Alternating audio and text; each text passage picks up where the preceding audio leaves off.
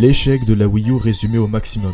La Wii U, de son nom de code Projet Café, est une console de salon développée par Nintendo annoncée durant le l'E3 2011. Elle finit par sortir fin novembre début décembre 2012, mais ce fut un désastre total. Un total de 13,5 millions d'exemplaires vendus et une production arrêtée au bout de seulement 4 ans. La question qui vous vient à l'esprit c'est, comment un tel échec a pu se produire? Eh bien c'est très simple, c'est à cause d'une seule et même raison, la communication.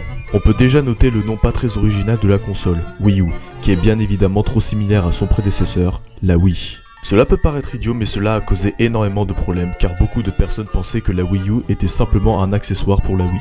De plus, pour la première fois, Nintendo a essayé de viser un public familial et hardcore gamer à la fois, sauf que ça a tourné au désastre. Par exemple, la console proposait de jouer à des jeux comme Call of Duty Black Ops 2 et Batman Arkham City. Sauf que ce que vous devez savoir, c'est que la Wii U était à peine plus puissante qu'une PS3, donc aucun intérêt d'y jouer dessus, d'autant plus qu'il y avait la PS4 et la Xbox One qui étaient notamment beaucoup plus puissantes et proposaient des specs bien meilleurs. Le design n'était pas le point fort non plus de la console, avec le gamepad qui était beaucoup trop volumineux et inconfortable lors de son utilisation.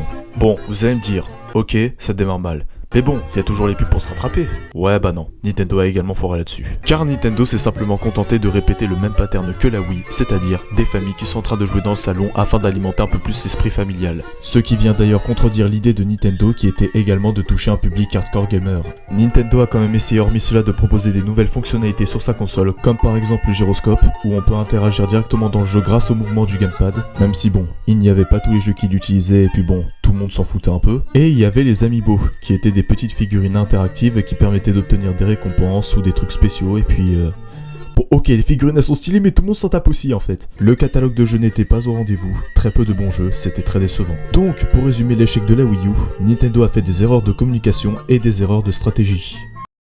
Je sais que ça fait plus de 4 mois que je n'ai pas sorti de vidéo, je sais, je suis vraiment désolé du retard, en ce moment c'est très compliqué de trouver le temps de faire des vidéos. Je vous promets rien pour la suite, mais je vais essayer d'être beaucoup plus régulier sur YouTube. Si vous avez aimé ces vidéos, n'hésitez pas à liker et à vous abonner à ma chaîne YouTube, c'est le meilleur cadeau que vous puissiez me faire et c'est très bon pour la santé de la chaîne. Je vous dis à une prochaine fois, et sur ce, ciao.